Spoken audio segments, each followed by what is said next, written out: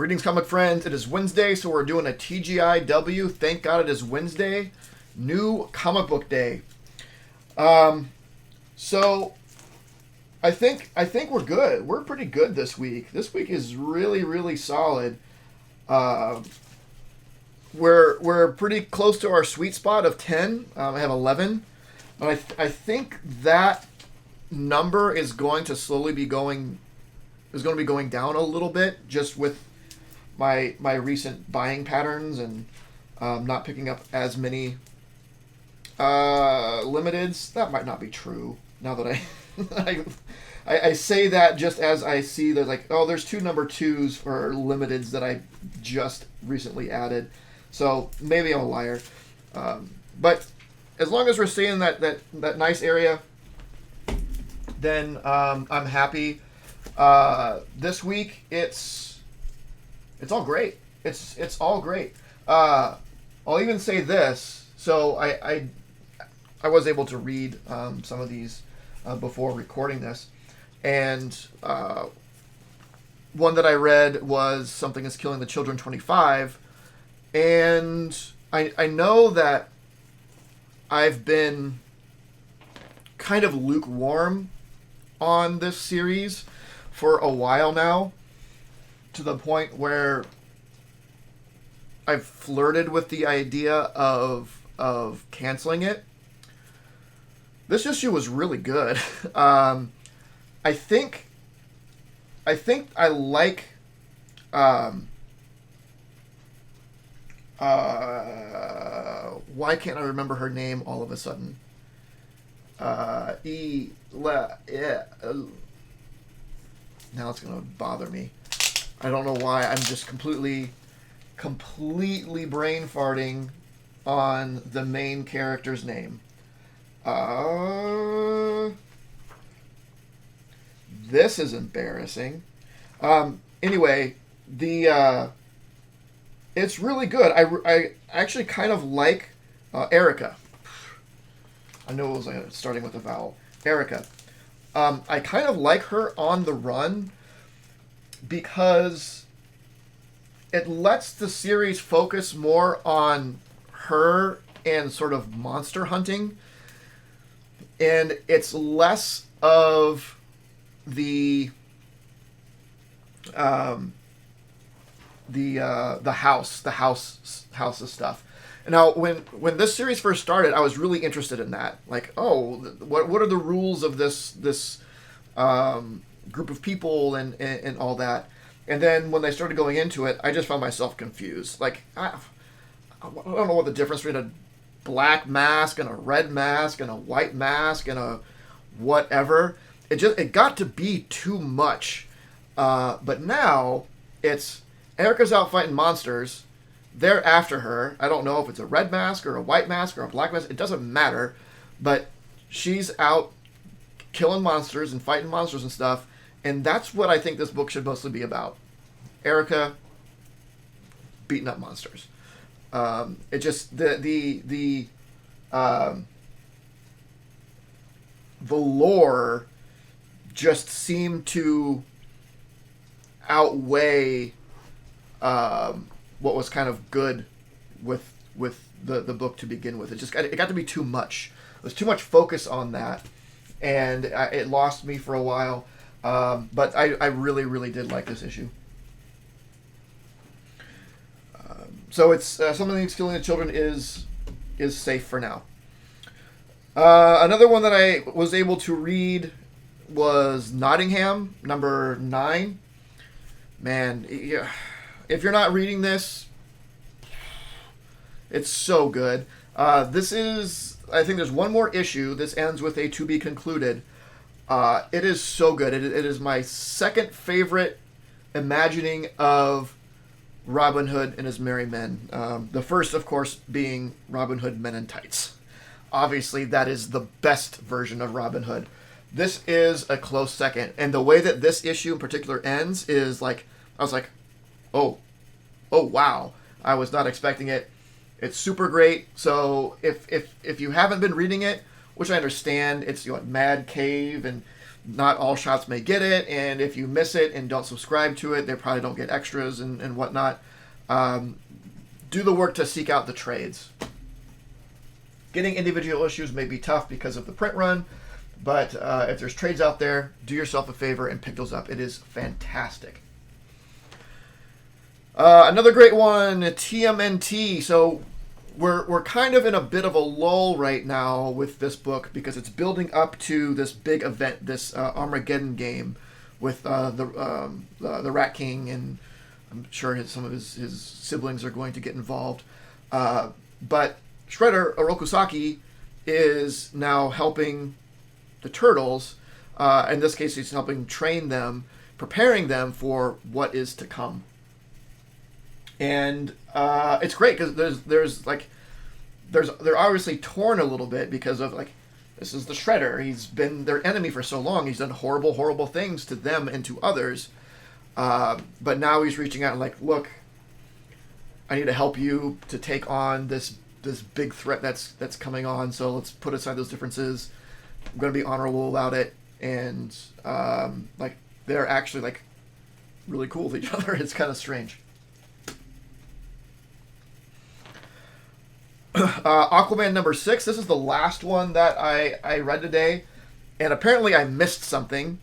Apparently the Justice League died.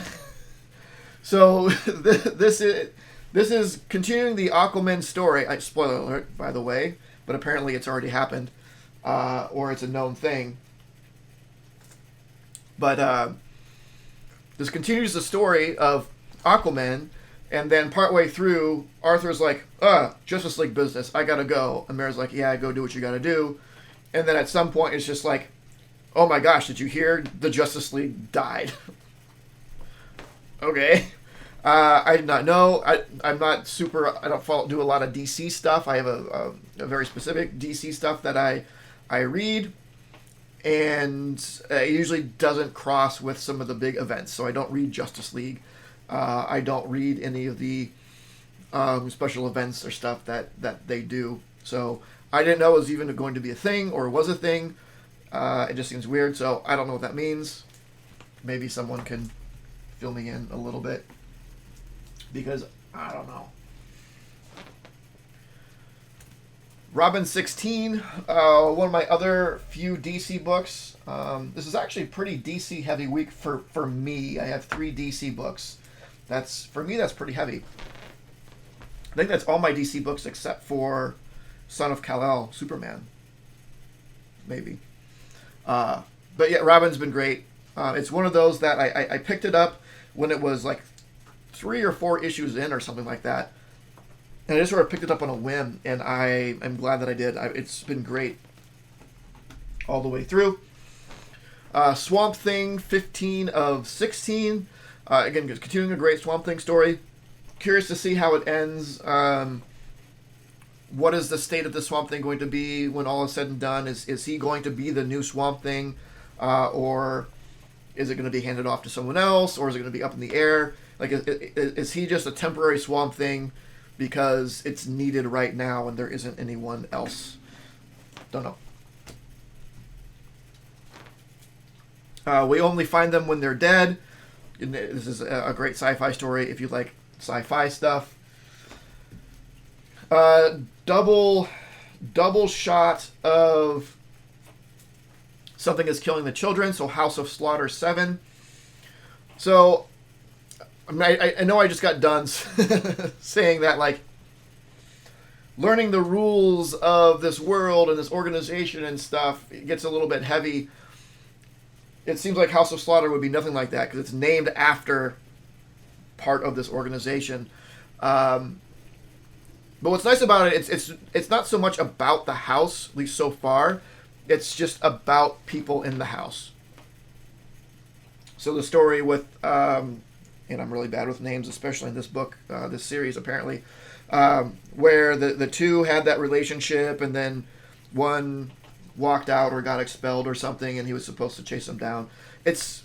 They're good stories, without getting bogged down by the actual structure of the organization.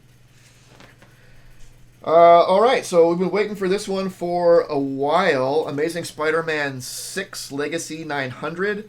So we are getting some sort of form of the Sinister Six back. It says the Sinister Seven. So getting them all back. This on the cover is the original is all of the Sinister Six. I don't remember Dr. Octopus being back. Did I? Oh no, he is. He doesn't remember his time as Spider-Man. That's right. So I'm excited for this. I love the Sinister Six. One of the first sort of villain teams that there ever was. It's certainly Spider-Man's first and most prominent villain team. So yeah, bring him back. It's a super oversized book. So excited to read that. A Calculated Man, number 2. So this was one of the limiteds I picked up recently. I read the first one and it was great. The idea of this like super smart accountant that is kind of taking on the mob. He's a mob accountant. The first issue was great. So yeah, I picked that up. The Variants, number 2. And it had this Exiles vibe. It's pretty Jessica Jones centric, but the end of the last issue, someone else shows it. Well, actually, it might have just been a Jessica Jones variant. It didn't really say, but it definitely has that Exiles vibe, which I'm into. So I decided to pick that up. Nothing else. I didn't pick anything off the shelf. I almost picked up Ant-Man. It was real hard not to because I flipped through it.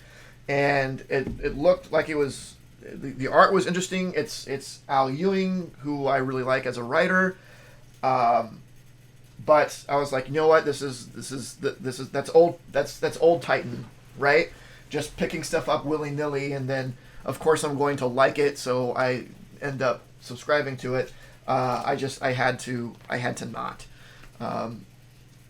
Maybe it was a mistake. I don't know. If you picked it up and read it and it's like super incredible, and the more I'm thinking about it and the more I think about Al Ewing and his Hulk and how he did, I'm kind of regretting it.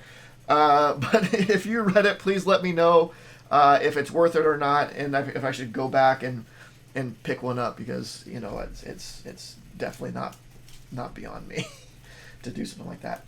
But that is it. Let me know that your thoughts, anything that you think that I missed. What were you looking forward to this week? What looks good out of the stuff I got? Please let me know. Like, comment, subscribe, and of course, don't forget to make yours Titan. This video was brought to you by Titan Comic Pressing. Follow us on Facebook and Instagram at Titan Comic Pressing LLC.